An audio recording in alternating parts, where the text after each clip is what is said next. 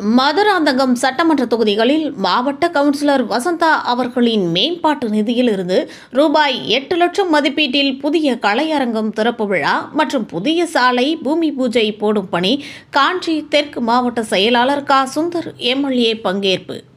செங்கல்பட்டு மாவட்டம் மதுராந்தகம் சட்டமன்ற தொகுதிக்குட்பட்ட மின்னல் சித்தாமூர் கிராமத்தில் மாவட்ட கவுன்சிலர் வசந்தா அவர்களின் மேம்பாட்டு நிதியிலிருந்து ரூபாய் 9 லட்சம் மதிப்பீட்டில் கலையரங்கம் திறப்பு விழா நிகழ்ச்சி மற்றும் கடமலை புதூர் கிராமத்தில் ரூபாய் 10 லட்சம் மதிப்பீட்டில் புதிய ஃபேவர் பிளாக் சாலை அமைக்கும் பணி ஒன்றிய கவுன்சிலர் பொன்மலர், ஊராட்சி மன்ற தலைவர் பாலாஜி ஆகியோர் தலைமையில் நடைபெற்றது.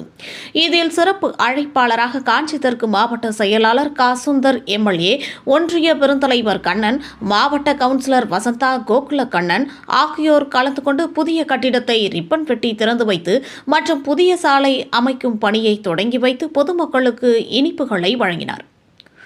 இதனைத் தொடர்ந்து மின்னல் சித்தாமூர் ஊராட்சியில் ஊராட்சி மன்ற தலைவர் பாலாஜி அவர்களின் ஏற்பாட்டில் முதலமைச்சரின் பிறந்தநாள் விழாவை முன்னிட்டு 300க்கும் மேற்பட்டோருக்கு சமபந்தி விருந்து வழங்கப்பட்டது.